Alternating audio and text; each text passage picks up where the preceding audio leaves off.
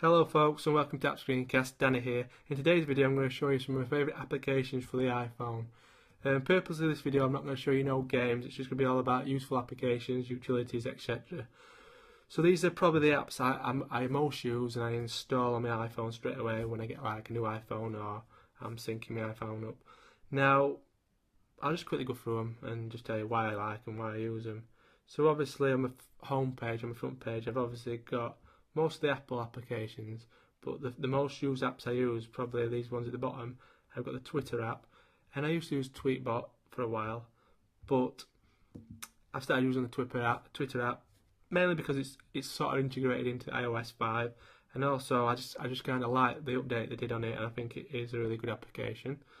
Next up is Reader, which is a Google reader, and basically this just pulls in all your RSS feeds from your favourite websites. It uses Google Reader to sync up.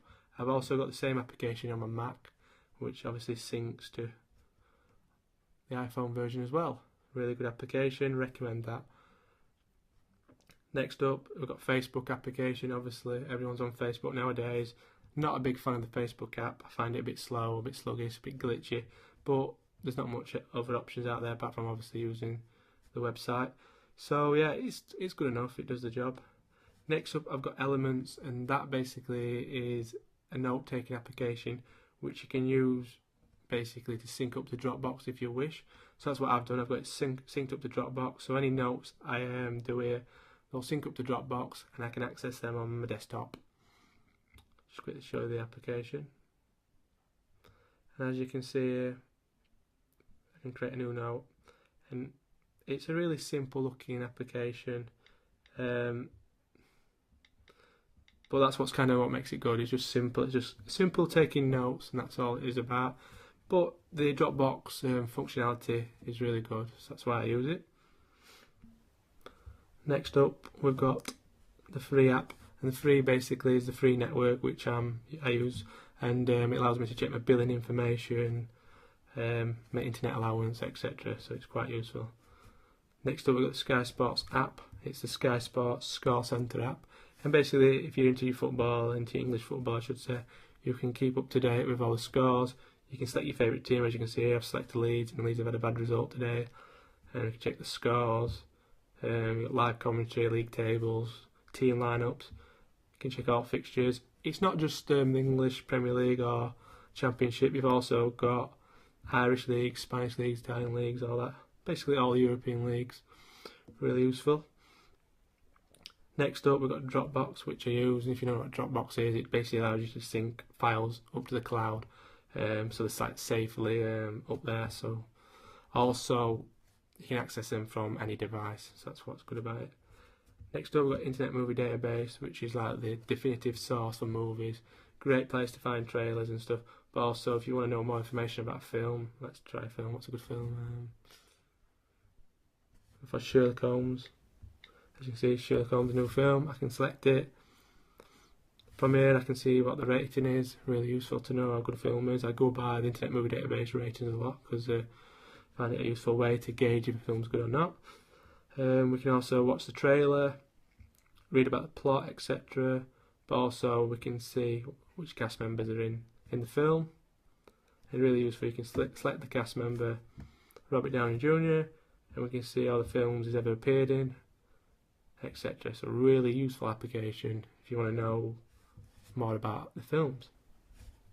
Next up, we've got TV Guide, which basically is as it sounds, it's a TV guide for your iPhone. Really useful if you're out and about, you want to know what's on TV like that day or something. You can do it. It gives you like a week's forecast of what's on TV. Very useful. Next up, we've got Flickster. This is basically a movie app, and it allows you to see what films are out in the cinema, but also what's really good about it is you can actually check your local cinema and see what film times they're on at, what time they're showing at. So that's really useful. Next up, we've got Shazam, and if you don't know what Shazam is, you basically hear a song on the radio. You want to know what that song is, you just hold this up, hold Shazam app up to your radio. It will listen for 30 seconds or 20 seconds, whatever it is. Actually even quicker, maybe 10 seconds, and it will tell you what that song is. Really, really brilliant application. Next up we've got Skype, obviously, so you can do video calling with your iPhone, also voice calling. Don't use it that much on the iPhone, I use it mostly on the Mac, but it's just handy to have there just in case.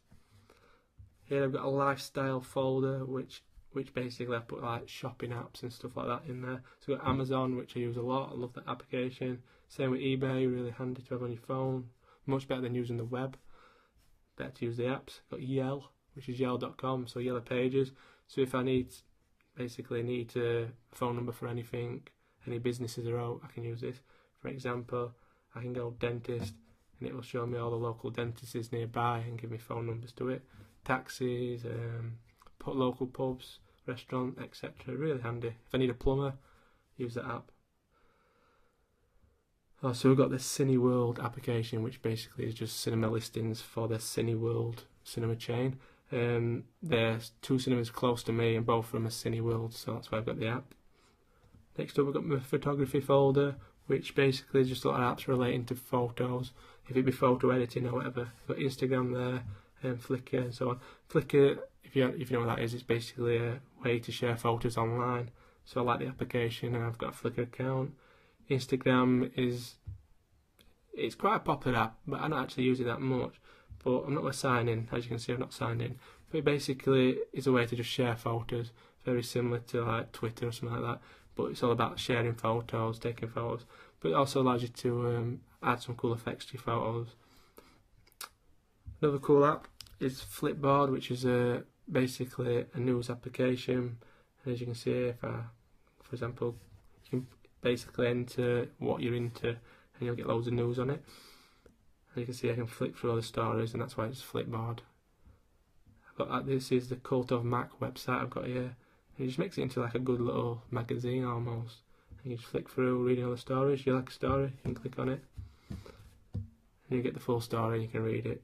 Much better than using the website, quicker and also really fast and just really stylish way to view your content. You can hook it up to Facebook or your Twitter account as well, and also any other websites you choose. So that's some of the main applications on my iPhone I use a lot. If I don't use them every day, then they're just there just if I need them and I find them useful on occasions. Then there's a few there which I use on a regular basis, I use them daily. So yeah, thanks for watching this video. If you found it helpful, then please subscribe and also like, because it's always appreciated. If you want, you can follow me at Twitter at twitter.com/appscreencast. Thanks for watching, and I'll see you later. Goodbye.